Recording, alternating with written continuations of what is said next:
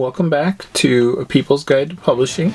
I'm Joe Beal, the founder and CEO of Microcosm Publishing and Distribution.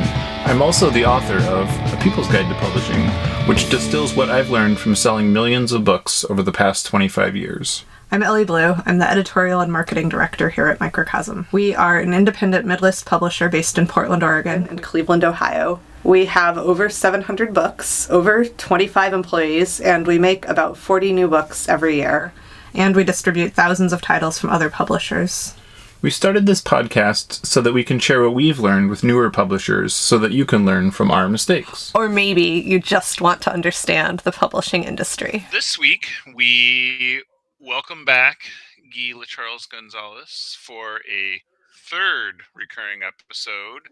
What lucky people we are here in 2023. We are going to talk this time around about building a publisher platform, which I thought of as something that everybody does because we did it in 96, but as I thought about it for roughly 5 seconds, I was like, right, no publishers do that. Why is it important for publishers to build a platform, Guy? First and foremost, so you can be found. So you have some level of control over being discovered. The source of the publishing industry is built on intermediaries. And when you say platform, do you mean that like in opposition to like Amazon's platform, or how do you mean that exactly? I think the definition will vary by what type of publisher you are. At its core, in 2023, if you don't have a basic website with, who you are, the books you publish, key metadata, like that's got to be the core. You don't have to be in direct-to-consumer sales. Like a lot of people mistake that step for, you don't have a platform if you're not selling direct. But when people look you, your authors, your books up, you want to be visible in search. Ideally, you want to be on that first page. For a long time, publishers neglected that, and Amazon and later Goodreads and Amazon basically owned the search results. Bloggers were really good for a long time. So you'd look for a book and maybe you'd get a few reviews.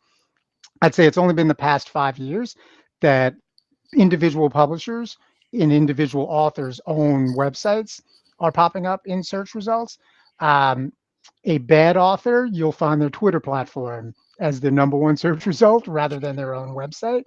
And I've seen some publishers where their social media platform is ranked higher in search than their own website because their own website is treated as an afterthought. It's like a basic contact page, or it's image heavy with not enough text for search to kind of key into. So at its base, a platform first and foremost is where can people go to find you, either because they're specifically looking for you or because they're looking for something that you're relevant to.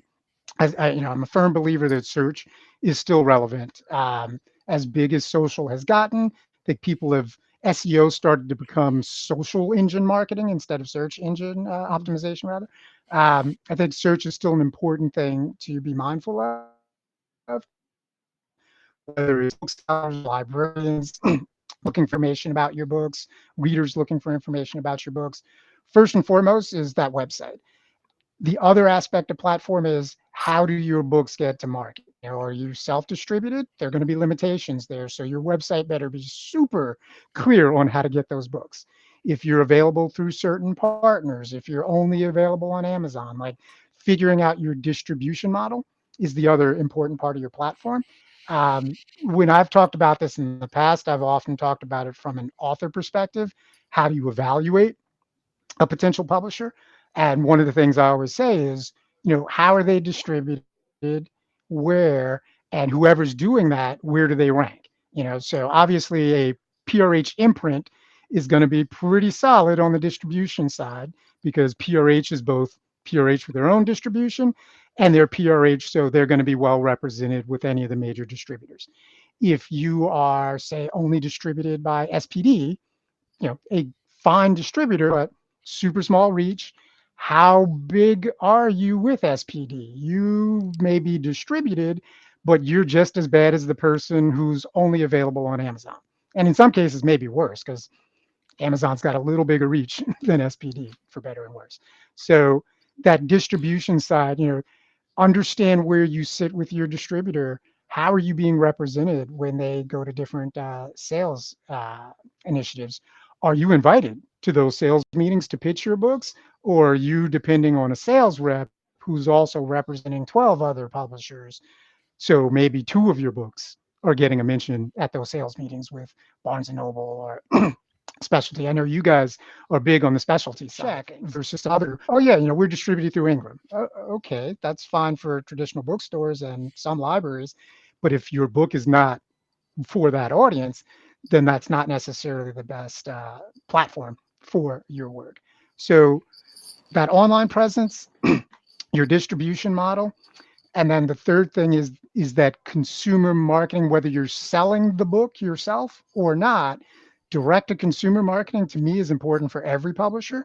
I often point to comics in the old days. Comics never, I mean, you could subscribe to comics. That was not a big part of the comics business model, but comics spoke to their readers as if they were dependent on subscriptions through the editorial pages. Their whole persona was about engaging with their readership. Magazines historically have always done that well because of subscription models. Books don't, historically, book publishers have not been great. Past 10 years, huge growth in that area. Now it's harder to find a publisher not at least doing a decent job versus them not doing it at all. But I've come across a lot of smaller publishers who have zero concept about how to market to their potential readers, and they've just got the basics. They've got a website, maybe they've got a Twitter feed. I came up, in punk rock, and then before I did this, I ran a record label, and so like I think that's why platform made so much sense to me is because I was like, you need to have a way to talk to people, you need to know who you're talking to, you need to know why they care, and you need to know like how to reach them and like what they respond well to. And so, I mean, I think that's why I had so much trouble getting into bookstores for those like first 10 years is because they were like, "Who are you?" You know, where it's like the audience and like the actual people buying the books were like, "This is awesome." You know, Yeah, and it was like we were doing zero marketing to the trade and side. We were getting library orders, but we were not, it was just like other than Powell's, it was just like bookstores were not a market we could reach, so it was yeah, like specialty and what is now called specialty. It had no name back then, right. and then but so I guess other than our like broken model that like accidentally worked, why like is this such a struggle for publishers? So I think if you're coming at it from the traditional publishing perspective, it's you're so focused on bookstores and distribution and intermediaries that your own platform, that is your platform. Like, oh, we've got to get, Ingram. If we've got Ingram distribution, we've made it. Self-published authors are the same. Like, oh, I'm up on Amazon, I've made it. It's like, okay, you're just available to be bought. You haven't made anything. How do people find out about you? So, your model, the way you came up when I was in the poetry slam scene, the that was always a fascinating. So while I was doing poetry slam, I was working for Poets and Writers and Academy of American Poets in my day job, and the Academy of American Poets hated poetry slam so much. Like when in my interview, I was told, you realize if you get this job, you keep that outside. Like this is no endorsement of poetry slam. If it's like it never crossed my mind that it would be, but good to know that there's such an antagonistic. So I actually wrote an article for Poets and Writers about the slam scene in 98, 99. That quote, the CEO of Academy of American Poets said something nice about what Poetry Slam was doing, reaching the community, building an audience for poets. The board lost their mind. He almost lost his job for saying that publicly, that Poetry Slam might be a good thing. So I always look back to that as that tension between there's the traditional approach publishers think of as platform, and it's all about engaging with the intermediaries. Readers are secondary. And newer publishers who are either coming into the publishing world already with a platform. So you guys were doing your thing and publishing books, became, in the traditional model, became like a second step for you. The Soft Skull, who published, so in the Poetry Slam in '98, we won with the New York Poets Cafe. We won the National Poetry Slam, and Soft Skull published an anthology of us. And that was my first personal introduction to the book publishing world. And I don't know if you remember the early days of Soft Skull, if you guys were Oh yeah. contemporaries. Um, he had a little store. He was very much tied into the local music scene. He had a platform that was absolutely not traditional publishing, and had its flaws as a result from a traditional publishing perspective. But he was publishing interesting books that a community wanted, that he could sell to, ultimately through a store that they opened themselves, but he was selling them at shows and everything similar to you guys. So the even though I put it third, reaching your readers, like to me, the end of the day, knowing where your readers are and how to engage and where they buy is the most important part of your platform that then will drive other decisions. There are some publishers out there like, I don't need a website. They might be right, depending on their category and their reach and the communities, or they might be completely on Reddit, and selling ebooks through Amazon and have a thriving business that we'll never hear of, and that's absolutely valid. But they've built their platform. It's in Reddit and highly subjective, subject to Reddit random decisions, but they've got something there. So I always start with readership, and some of that again is coming out of the magazine world. That has always been kind of my focus. And then the slam experience was the other, that direct engagement, both as someone running a series and building an audience, but also as a poet. The dumbest thing I ever did in my life, getting on stage to read a poem to be judged by 5 people in a bar, like that's stupid. But it was also fun and exciting, and there was a community there that was into it. A lot of books got published by people, mostly self-published chat books. Like I think I was on my 4th chat book by the time Soft Skull picked up us for winning the Nationals. I didn't sell thousands of copies or whatever, but I sold enough to buy my drinks that night. That's all I was looking for. I wasn't trying to be a thriving publisher. Um, so I think at the end of the day, know where your readers are and let that guide your platform decisions. You may be just fine with SPD because where you are operating, SPD is a means to an end. Whereas you may need Ingram, or you may need to sign with you guys because you have a reach into specialty markets that is core for you and is maybe tertiary for Ingram. You know, and depending on the size of publisher you are, you don't want to be in Ingram's tertiary market and you're like 87th on their priority list overall. You're just not, you're going to be in their catalog and that's it. So that to me is kind of the heart of platform. And I guess the other piece is have a clear identity, like really know who you are, which again, readership drives that. You guys have a very specific, clear identity. You have a range of categories, but you're not a generalist. You're not publishing in every category. Some of my favorite publishers have really specific areas they focus on, and where they may go somewhat general, they're regional. So they may be a general approach, but it's specific to a particular region.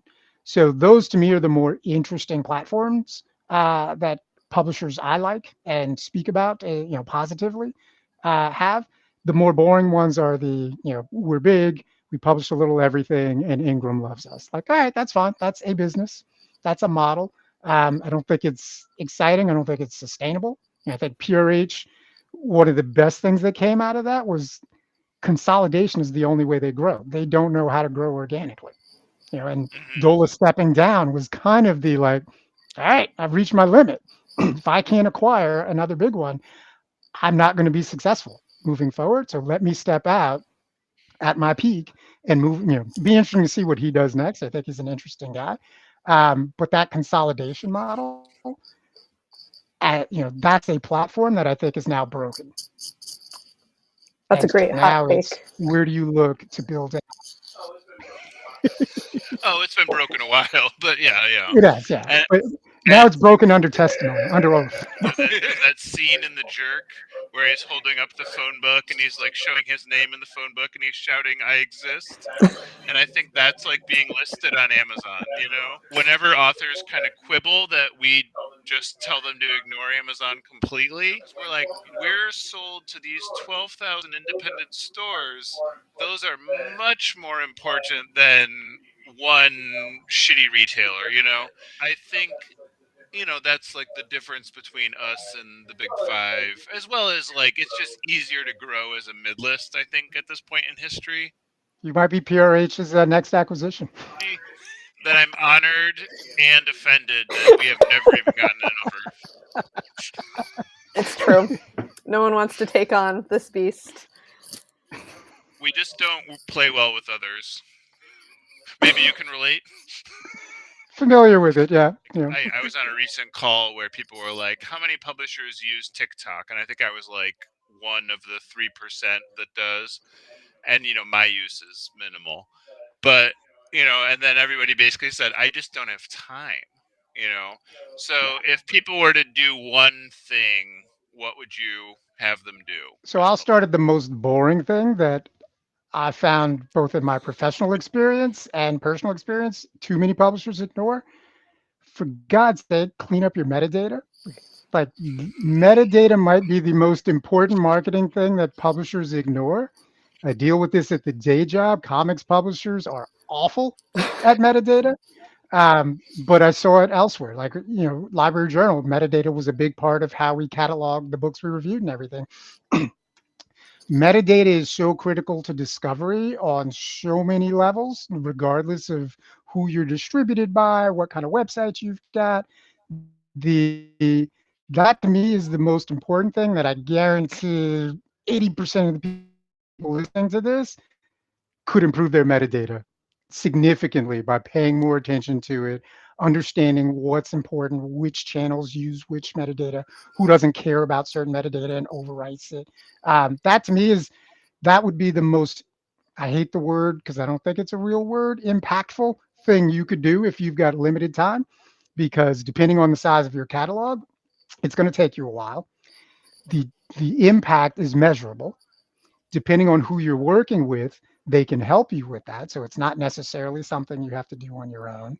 I believe you guys have a proprietary system, right? That you guys use to manage your Working that. lit. So metadata to me is the like, forget social media, marketing campaigns, blah blah blah. Clean up your metadata first. Get your website functional so that your books can be found by you. You nail those two things, everything else then becomes gravy, and you can tackle. I always tell people when it comes to social media, start with your readers. If your readers are on TikTok, then figure out a way that makes sense for you to be on TikTok, but also accept that right now there might not be. Some platforms are so driven by the users that there's no good fit for you. And that's okay. Better to not be there until it's right than to be there and do something stupid and become the main character of the day because you didn't understand how that platform works and you decided to jump in and do something that is against that platform's current social norms that 2 years from now might become the norm. Twitter evolved from, oh, you shouldn't promote your stuff and blah blah blah, to it became a annoying marketing channel that was hard to find interesting conversations. So the social norms change, but zero in on what your readers use, understand how and why they use it, and then figure out how you can be useful. Not how you can sell your books. Figure out how you can be useful on that platform. And if you find a way to be useful, you will sell books. Hmm.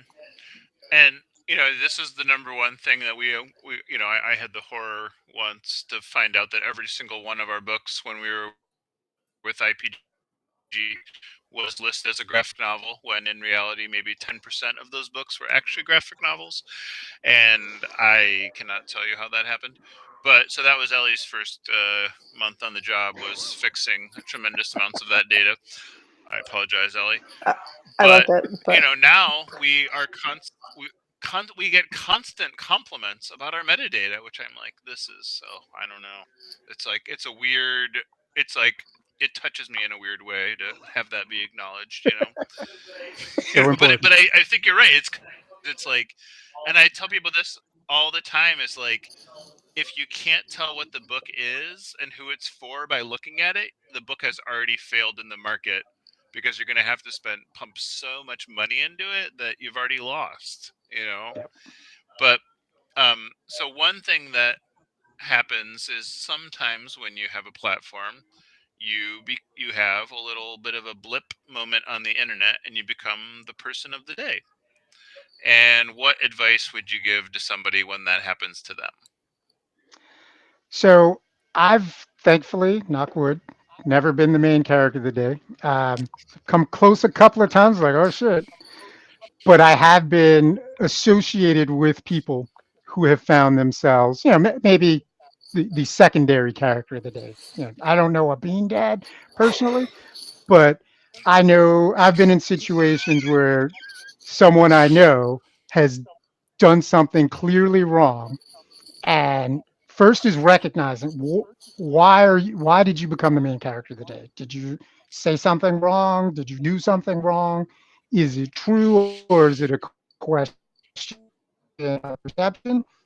Understand why this is happening. Don't immediately react and defend yourself. Read through the critical comments because sometimes there's a through line that you'll be able to recognize. Oh, I didn't think what I was doing was wrong, but XYZ. So here's a good example. It's far enough in the past. I think it's okay to use. School Library Journal a few years ago, after I was gone, um, came under fire for a controversial cover. And I can't even remember the specifics, but it was a combination of timing for Black History. Oh, I know what it was. It was a Black History Month issue. So it was a February issue that in SLJ's mind was not a Black History Month issue, but it's February, which traditionally in all media is Black History Month. Um, and the cover story was, I forget the exact title, but the framing was basically how to help white kids read more diversely. Mm. And the picture was, there was something off about the picture too. But the initial pushback was, no, this wasn't a Black History Month issue, so you're wrong. And then it was, well, that's not what we meant, so you're wrong. On back channel, I was like, guys, read through. You're not even responding to what people are Oh. actually saying. Hmm. Like, look at the through line of what most people are saying and speak to that. Like, reflect on that and at least answer that. You may disagree, but you're not even answering that. So, to me, is understand why it happened. Think about the difference between what you thought you were doing and how it was. Apologize legitimately, not I'm sorry if you were offended. That's the worst apology because you're putting it on like, sorry you read this wrong, dumbass, but oops. It's, I'm sorry. I did not intend to do this, but I recognize it affected people this way anyway. If you do that, you will A, get a lot more goodwill than what you hope your 2 week later retraction and correction will gain. You Yeah. will nip it in the bud because that's the thing about social media. Once it gets rolling, it's really difficult to pull it back. And your initial response is either suffocate, takes the oxygen out of it or turns it into a raging fire. So, and you won't know how to respond if you haven't actually ingested what is being said. So don't respond immediately. Don't wait a day, but take it in, understand what's happened, recognize where they may be right. Because I'd say 80% of the time, you legitimately messed up. 20% misunderstanding. You still got to have some nuance in how you respond because clearly people don't believe they misunderstood you. Um, but the immediate defense and denial that you did anything wrong, worst way to approach it. Canned press release, worst way to approach it. If it's related to diversity, saying you're hiring a diversity expert, stop. Like, we're 2 years past that being the right answer. Like, it just comes back to reflect on the criticism and don't respond until you can at least understand where they're coming from. But also don't wait more than a day to respond because it will blow so far out of proportion, you'll never be able to pull it back. But also avoid it by thinking about what you're doing online. Like, I think that's where most people fall into trouble is, would you say this in person in mixed company? That's always one rule. B, Good one. do you need to say this publicly at all? Like, what value does this add to any conversation? Or are you looking for attention? Because often that's what it is, and you got it. Just oops, you didn't expect it to be that kind of attention. Um, and my main rule of thumb with social media in general, try to be useful. And if that's where you always start from, the chances of you becoming the main character of the day are a lot less likely, because if you're trying to be useful, don't be the reply guy trying to be useful to everybody. That's the other extreme. But try and be useful. Put out useful information. Connect with people. Have honest conversations.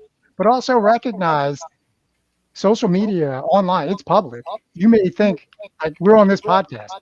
Did I say something in this conversation that out of context could go wrong? I hope not.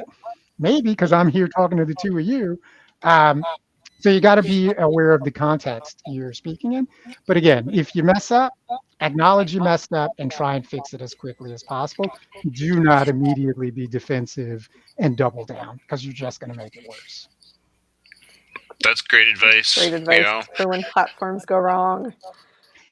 And it is, and I think, and there's lots of things that tie into that too, where people get defensive because they're just not used to being on the hot seat in a lot of cases, or it's so uncomfortable that they think like putting gasoline on it will help.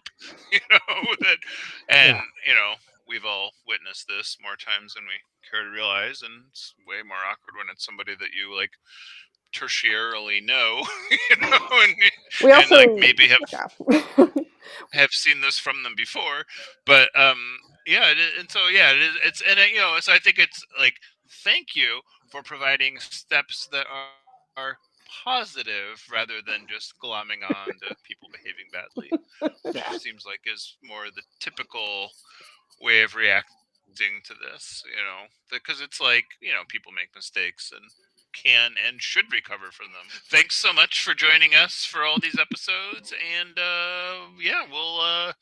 we'd love to have you again sometime. I'd love to come back. Appreciate it. The best promo is always to give a good performance and good helpful advice. But in addition to that, do you want to give a shout out to where people can find you online? So I'm a firm believer of owning domain. So loudpoet.com has been my website since way back when, forever. But loudpoet.com is my website. Guy LeCharles is my handle pretty much on every platform of relevance. At the time of this recording, I'm off Twitter and embracing Mastodon, where I'm also Guy LeCharles. So go to loudpoet.com and you'll find where I am, including a lot of my writing. Thanks for joining us once again. Please send your questions to podcast@microcosmpublishing.com so we can answer them on future episodes. And please give us 5 stars on iTunes and everywhere else that podcasts are reviewed. You can find us on the internet at microcosm.pub, on Twitter at Microcosm, on Facebook at Microcosm Publishing, on Instagram at Microcosm_pub, and here in Portland, Oregon on North Williams Avenue. Thank you so much. Have a wonderful week.